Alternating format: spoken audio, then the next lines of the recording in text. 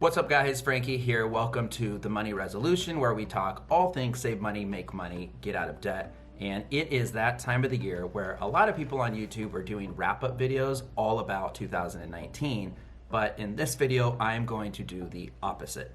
I'm going to talk about all the videos that I didn't make in 2019, and here's why. I set a goal back in, I think, the third week of January to create a video a week and post it on all things personal finance. I didn't quite achieve that goal. I got to, I think I'm gonna end up around 35 videos, which is great. That's still an accomplishment and I'm proud of that. But I realized there's a lot of videos that I started scripts for or have footage for, but no script, that I never ended up filming, and there's a lot of really good ideas in here. I'm doing this for two reasons. One, to feel like I actually completed my goal, and two, I want to hear from you about these topics. So if these are things that you would like to see more about in 2020, let me know in the comments and I will make the full version of these videos. So without further ado, let's get started, and I'm going to go quickly.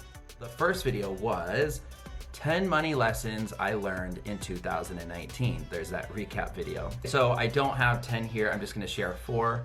The first one was that there is no shortcut, there are only plans.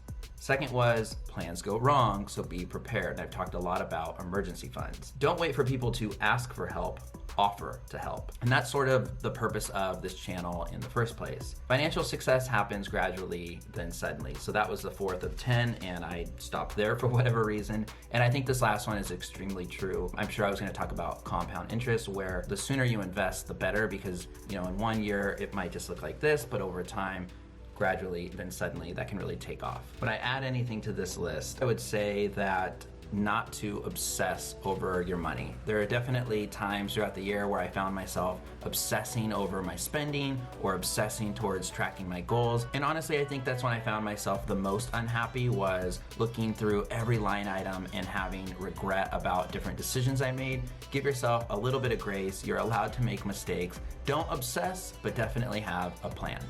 The next video I didn't make, I'm gonna need to grab my phone for this one, was my favorite financial podcast of 2019. I'm not gonna pick my favorites here, but here are ones that I really like. The Stacking Benjamin Show comes to mind right away. Bad with Money by Gabby Dunn is another good one. This is Uncomfortable is a new one that I am loving and super recommend. The Side Hustle Show, Smart Passive Income, Your Money's Worth is by Kiplinger Magazine, and that's probably my favorite new one of 2019. Bigger Pockets, Afford Anything by Paula Pant, who's a regular guest on the Stacking Benjamin Show. And How to Money, that's sort of my go-to. I think they put out 3 or 4 a week, and it's a couple of guys who are best friends and drink beer and talk all things money. Next up, how to successfully go into debt in your 20s. And obviously I'm sort of kidding there, so this is a lot of what not to do if you're in your 20s. Crawling to paycheck and spending a chunk of that paycheck the day you get paid. Don't do that. Keeping money in the big banks at no to low interest. I have talked about online only high interest savings accounts on this channel, and I recommend those. Not automating bills, not paying yourself first. Not using free fintech that is out there, that's financial technology, not putting enough money towards retirement. And I'm gonna stop there, but those are things not to do in your 20s. I made all those mistakes. Next up is how I plan to save $50,000 in 1 year, and I did end up getting super close to accomplishing that. You can read a full article about this topic, the Save 50,000 how-to, on my blog at themoneyresolution.com. And I really just break down the math here on, maxing out the 401k, your traditional or Roth, your HSA, making sure you have an emergency fund.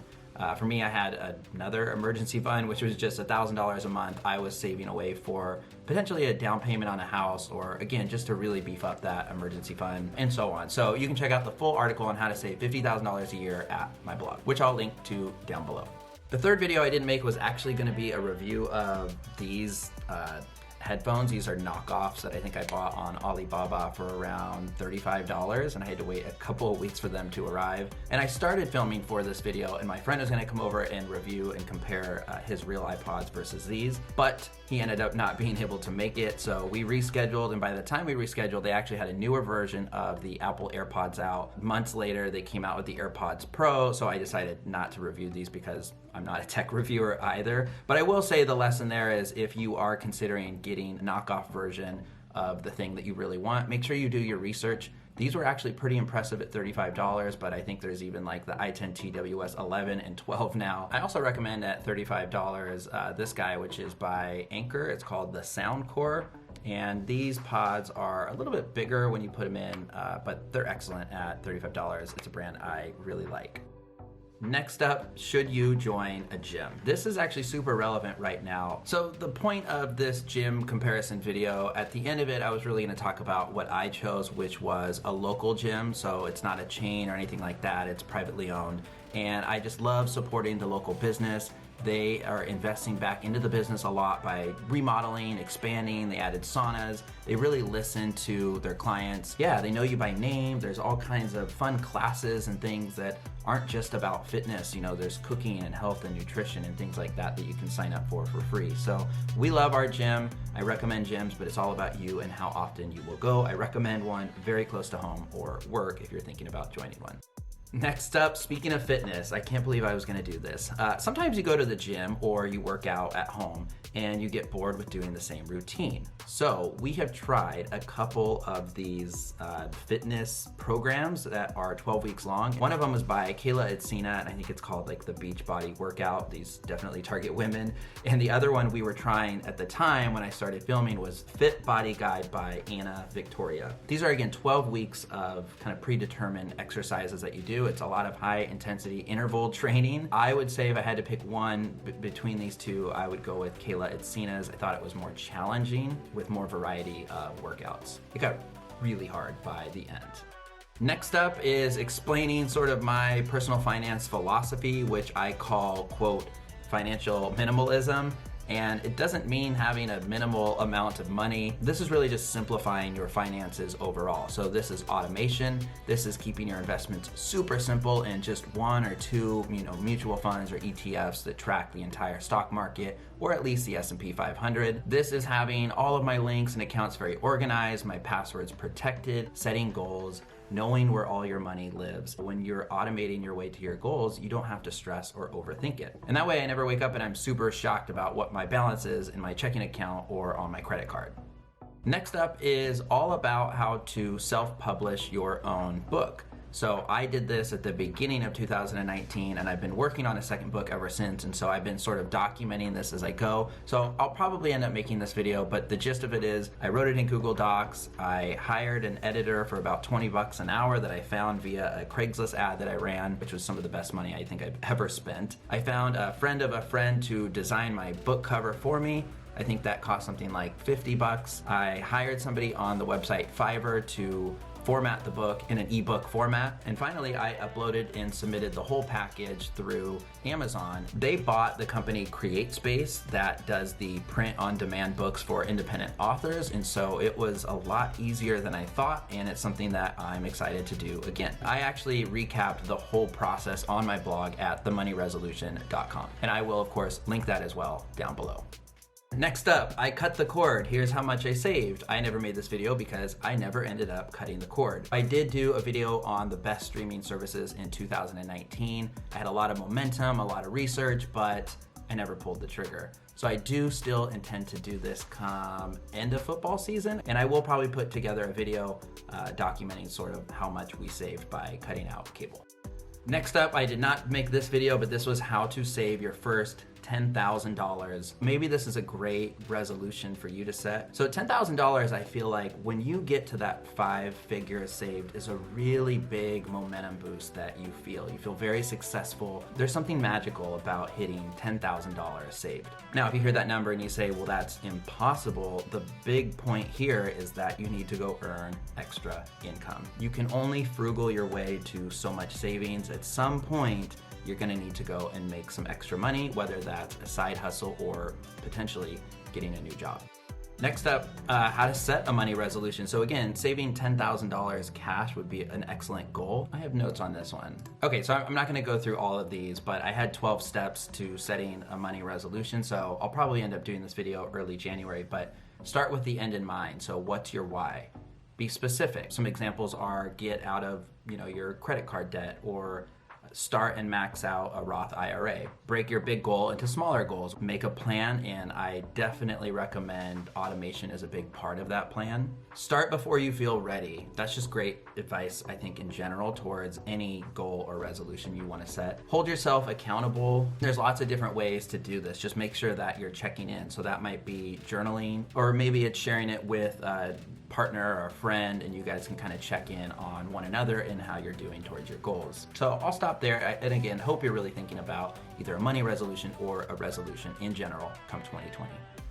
All right, a few to go here. The next video I didn't make was why you need a Roth IRA and how to open one. Lots of different places you could open your Roth IRA at. You could go the fintech route using M1 Finance. You could even go through Robinhood. You could go through a brokerage. I use TD Ameritrade, for example. You can save up to $6,000, and the really cool benefit with a Roth IRA is the money you're putting into it has already been taxed. So when you invest that money, it will grow tax-free. So when you go to take that money out in retirement, you no longer owe money on the taxes like you would with a regular 401k. And if you're trying to decide if you need a Roth or to contribute to your 401k, I think the right answer is both. Next up, there's 2 to go here, 9 new finance books that I love and recommend. So again, I won't go through the whole list here, but here it is. I Will Teach You to Be Rich. There is a new edition that came out this year, and I think it's like a 90-day plan to mastering your finances. Broke Millennial Takes on Investing. I think this was written by Erin Lowry, and this is her second book in the Broke Millennial series. I recommend both. Meet the Frugal Woods. This one's kind of fun because it was more autobiographical about their family and sort of their story over time. Again, autobiographical is Playing with Fire. That's another new one that came out that I really love this year, and there's an excellent documentary actually. And my favorite book that I read in 2019 that also came out in 2019 is called Financial Freedom by Grant Sabateur. It's an interesting last name if I said that right. And then 2 I didn't recommend that were on this list here was Everyday Millionaire and The Next Millionaire Next Door. I think you can pass on those. And that brings me to the last video that I didn't make this year, which was productivity hacks. And I think I was going to intersect productivity with your day job as well as starting a side hustle. So some of the tips that I wrote down regarding productivity: to change your environment. So when I get stuck writing my book or writing scripts for the channel, I end up just leaving the house and going to the library or a cafe down the street. Be wise with your time is another one. I call the weekend my secret weapon. I used to sort of like work all week and live for the weekend, and going back to work on Monday just felt extra depressing and stressful. So I find that if I put a little bit of work in on Saturday or Sunday morning, and possibly both, I get a lot done and feel really good about myself. Create lists. So I do sort of like a today, this week, this month, and then a never list. So focus on the things that matter in the list, and don't get overwhelmed by writing all the things you need to do. Make your list and then put a star by the things you must get done today. Take breaks. This is another important tip. Hustle is all the rage these days, but it's important to find balance, get rest, do things that you enjoy. That way you can come back more energized and excited to tackle on your side hustle or any project you're working on. Get sleep, and that's it. I'll stop there.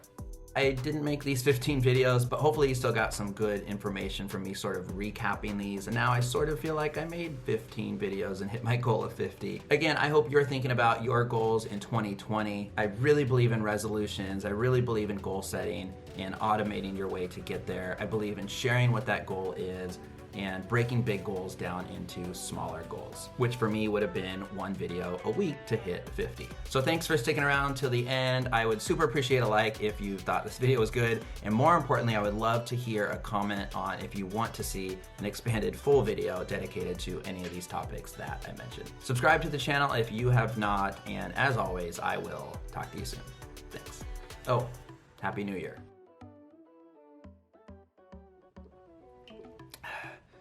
Drink more water in 2020. If you stuck around to the end, here's a really embarrassing clip of me talking about the Fit Body Guide by Anna Victoria. To join the rest of the FBG girls in sharing their journey, create your FBG Instagram account and tag #FitBodyGuide. Please also visit fitbodyapp.com to become a #FBG girl. FBG girl, right here. That was kind of weird.